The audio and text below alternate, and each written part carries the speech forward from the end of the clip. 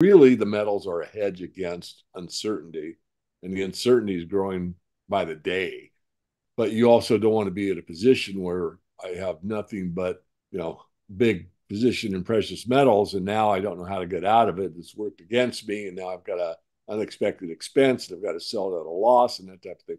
So use your head, use common sense, balance it, average in, and be happy with it. And I think there'll be a lot of happy precious metals investors this year, next year, and the year after. I mean, it's very bright going forward. Doesn't mean the market won't move up and down. Doesn't mean there won't be some days or weeks that really scare you. But on balance, we're in a bull market. According to GSC Commodity Intelligence, the last time silver prices broke above $32, the precious metal went on to trade at $50 an ounce within the space of 100 days. If this is a leading barometer for predicting the future performance of silver prices, then this ultimately means that higher silver prices are coming. DavidMorgan is a widely recognized analyst in the precious metals industry, known for his extensive expertise as the publisher of the Morgan Report. In this video, DavidMorgan cautions against over-leveraging, such as using credit cards, second mortgages, or borrowing excessively to buy silver. While viewing gold and silver as a hedge against uncertainty, he foresees many happy precious metals investors in the coming years due to a positive market outlook. The two metals move largely in tandem, as both offer similar macro and currency hedging properties. With gold hitting a record on central bank buying, retail interest in China, and a resurgence in bets lower U.S. interest rates are on the way, silver's gone along for the ride.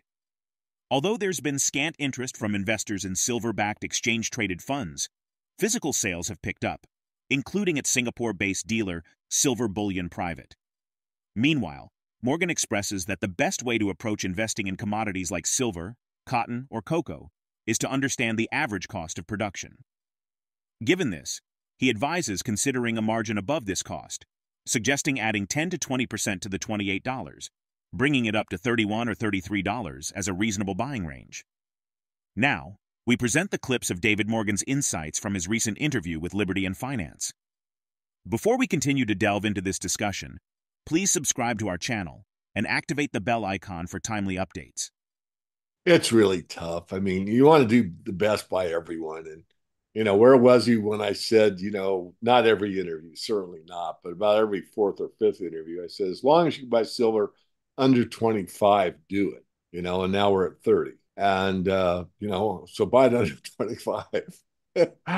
There is a limit. I think the best way to approach a commodity, not necessarily just silver, but cotton, cocoa, you name it, is find out what is the average cost of production, and then maybe give yourself a boundary within that. So right now, the all-in sustaining cost for the primary silver miners is about $28 an ounce. Now, you'll read numbers that are different than that on their website, but a lot of them are doing a little bit of accounting gimmickry and not putting in all the taxes that may be back taxes that are owed.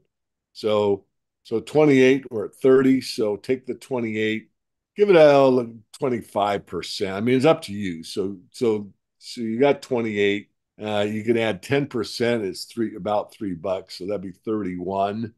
If you want to be a little more of a risk taker, add on 20%. So 20% of 28 is 280 for 560. So you could go $5 above 28, 32, 33. I'd say right now I would go up to maybe 32 and get all you want or what you need. The problem with most silver investors I've found over the years is not they don't believe, but they always expect the day they buy it goes up the next day. That hardly ever happens.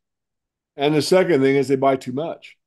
They've got 10,000 they can put in the market and they buy it all on one day.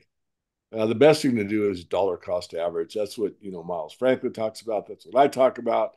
That's what a professional does, and stack up until it hits 33. And if it doesn't go above 33, then be happy with what you have. If you have a set goal, I'm going to have 5% of my net worth in the precious metals, and you have the availability to do that now, then you can do it now. So it depends on you, it's your responsibility, but to put, more into the market or do it on leverage or borrow on your credit cards or take a second mortgage on your house or some of the things that people do, I am too conservative to recommend doing any of that. And you don't need to bet the farm on it. I mean, really, the metals are a hedge against uncertainty, and the uncertainty is growing by the day. Uh, but you also don't want to be in a position where I have nothing but, you know, big position in precious metals, and now I don't know how to get out of it. It's worked against me, and now I've got a unexpected expense, and I've got to sell it at a loss, and that type of thing. So use your head, use common sense, balance it, average in, and be happy with it. And I think there'll be a lot of happy precious metals investors this year, next year, and the year after. I mean, it's very bright going forward. Doesn't mean the market won't move up and down. Doesn't mean there won't be some days or weeks that really scare you. But on balance, we're in a bull market. Reflecting on past performance, Morgan notes that the ratio reached 33 to 1 during the bull market, but anticipates improvement to 10 to 1 in the next cycle. DavidMorgan suggests that if gold prices hit $8,000, investing in silver, even at $80 per ounce, might be more feasible for those with limited funds. Silver's rally this year has been even stronger than gold's. While it's been easy to miss with gold hogging the limelight, silver is up by about a third since the start of the year. Silver has some additional attractions that, in an era of growing positivity about precious metals generally, make it stand out. First, it's still moderately cheap compared with history. The ratio of gold to silver prices has averaged around 65 to 1 since the U.S. finally abandoned the gold standard in 1971. Today, the ratio is around 75 to 1, even after the recent strong rise in silver. Regarding the potential for price increases in the coming months, Morgan highlights a noteworthy trend. While North America sees limited retail demand, there's a significant surge of interest in China, particularly among Chinese investors. This surge coincides with ongoing pressure from industries targeting the silver market, notably in green energy projects. Let's get back to the interview. About in the past, I said this time gold would have to lead, and it has. We are hitting nominal new highs, and I wanted to see silver catch up and confirm it. Really, the ratio isn't quite where I want it to be total confirmation, but the 30 level is such a psychological move that I'd say it's confirmed it. So I think we're definitely, as I said earlier, we are in a new bull market. And I'll repeat, the bull market's job is to shake off as many people as possible. I mean, if you think of a bull rider in a rodeo, it's a pretty good analogy because these markets can really buck up and down. Gold usually has more stability. It's still or less volatility than silver has, but nonetheless, both these metals are far from their top. Their top. Where they're going to be, I don't know yet. But what I do know is we've got a long ways to go in both metals. 70 is my number, and we're not there yet, but I think we're going to get there. And then as far as how high we're going to go, again, no one knows. But I will be looking at the ratio for an exit or a swap. The best in the bull market so far is 33 to 1. It hit it for like a day, but it took 33 ounces to buy an ounce of gold. So this next time, I would say we do better than that. So will it be 30? Will it be 25? Will it be 16? Will it be 10? Will it be 5? I don't know. I actually still think it could get to the classic or the monetary ratio, which is 15 or 16 to 1. But that's an educated guess. I can't prove it. I just have a gut feeling because silver at the end of these bull markets tends not only to outperform gold, but kind of get into a panic frenzy buying because it's affordable and gold isn't. Gold's at, pick a number, 8,000. Are you kidding? All I've got is 8,000 to invest.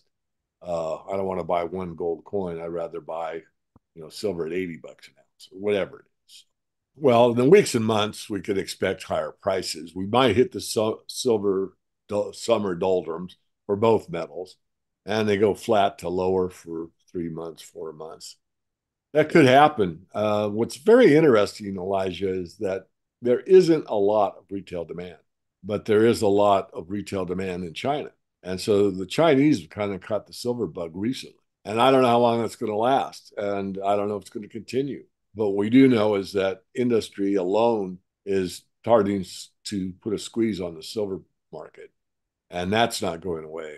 A lot of these green energy, solar farms and everything else, So I would say expect higher prices in the long term. Short term is much harder to call. 30 is critical.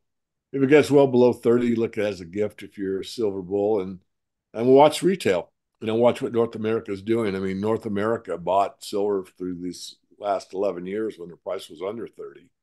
And now that it's at 30, they've either selling back or they're just holding what they have. But there isn't much fresh buying on the North American continent. But again, in the East, there is. And the arb between the Shanghai Futures Exchange and the COMEX is rather significant. And normally, markets that get that out of that big a differential will come back together and they'll maintain pretty much parity or close to it. So that's something to watch as well. As silver prices continue to show resilience, it becomes imperative for investors to consider the role of silver within their portfolios. As the famous saying goes, buy low, sell high. That's exactly the trend that we're seeing play out in 2024, which is why a long list of the world's most powerful Wall Street banks have dubbed the current economic climate as the golden age of trading. Given the promising outlook for silver prices and the evolving dynamics of the global economy, how do you plan to incorporate silver into your investment strategy? Drop your thoughts in the comment section below. If you find this video informative, don't forget to support our channel and turn on notifications to stay informed about our latest videos. See you in the next video.